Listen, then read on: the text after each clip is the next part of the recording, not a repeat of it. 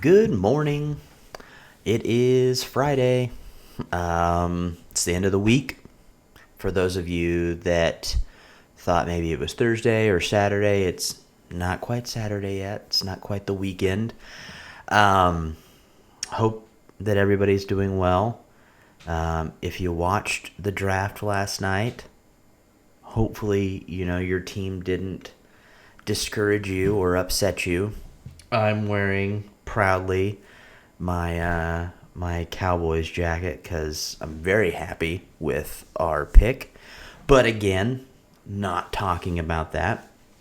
So what we were talking about this morning is going through tough times. We're kind of going through that right now. You think about your life, you think about the people that you know. Even before, COVID-19 hit, we still deal with difficult times. Our loved ones still deal with difficult times and what we have faced or other people have faced. You watch the news and, you can't help but feel discouraged because, in my opinion, and I could be wrong, I feel like the news is mainly negative. A little tangent, though. I have this, sort of kind of this tradition to watch the NFL draft with a college buddy of mine. We started watching it when we were both freshmen, and, every year we'll kind of either text each other or whatever. And, he's a huge Seattle Seahawks fan. So, it was interesting just to kind of text back and forth. And we kind of noticed this at the same time last night. And I might sound like a terrible person for what I'm about to say. And I really don't mean for it to come out maybe the way I say it.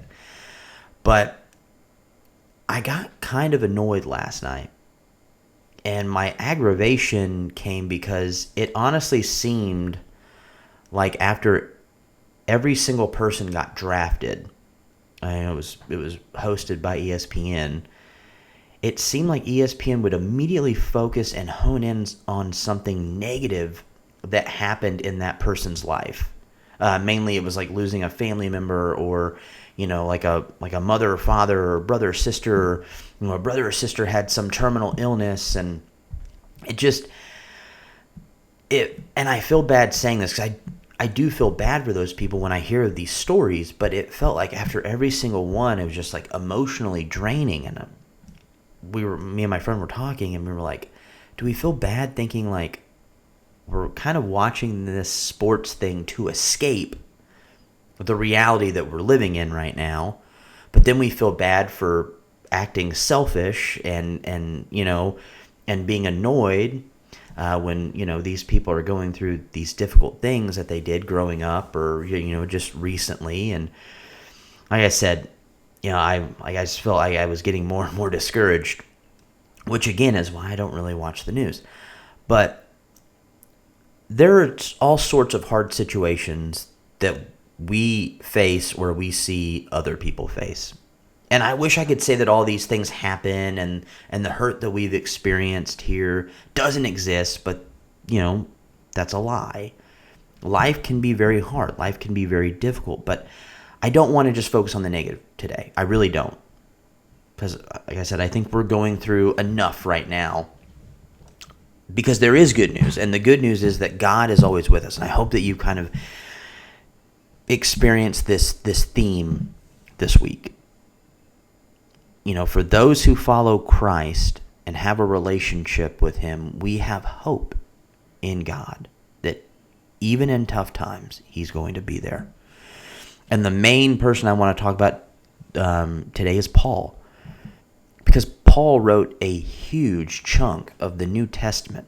He had his fair share of difficulties and tough times and tribulations and trials and everything. And so I'm going to read a couple scriptures from 2 Corinthians. The first one I want to read is 2 Corinthians chapter 11, starting in verse 23.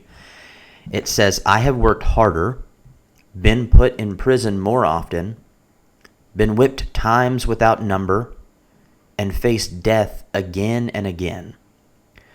5 different times the Jewish leaders gave me 39 lashes. 3 times I was beaten with rods. Once I was stoned. 3 times I was shipwrecked. Once I spent a whole night and a day adrift at sea. I have traveled on many long journeys. I have faced danger from rivers and robbers. I have faced danger from my own people, the Jews, as well as from the Gentiles. I have faced danger in the cities, in the deserts, and on the seas. And I have faced danger from men who claim to be believers but are not. I have worked hard and long, enduring many sleepless nights. I have been hungry and thirsty and have often gone without food. I have shivered in the cold without enough clothing to keep me warm. That is a lot that Paul has gone through. And in case you haven't read that before, there you go. Now you understand when I or when Michael or another minister or whatever says that Paul has gone through a lot. That's because Paul has gone through a lot. And how would you feel if you were Paul? Look at what I just read and see how he dealt with all this. You can read other parts of 2 Corinthians, like what I'm about to read in 2 Corinthians chapter 4, kind of explaining how he dealt with all these things.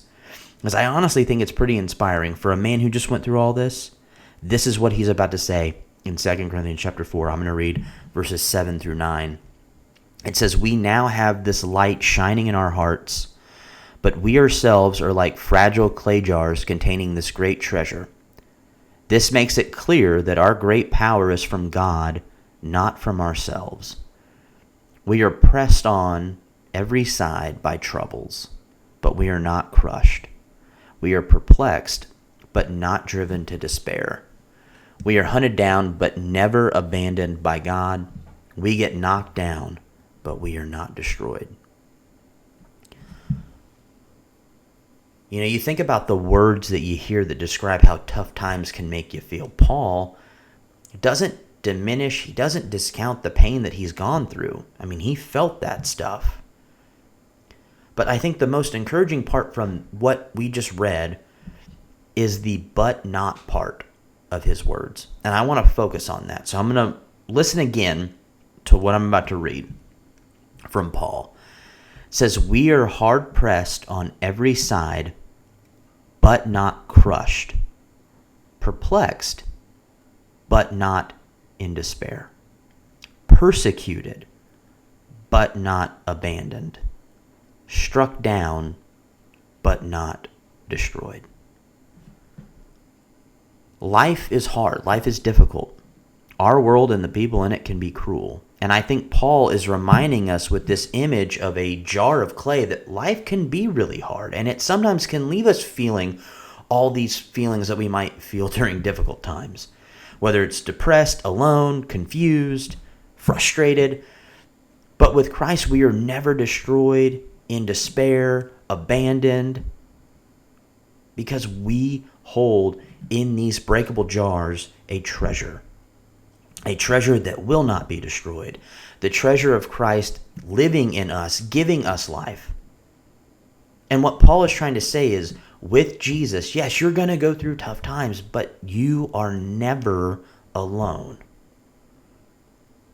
Paul could face anything, and he almost certainly did face everything, because he knew that Jesus was with him and was within him.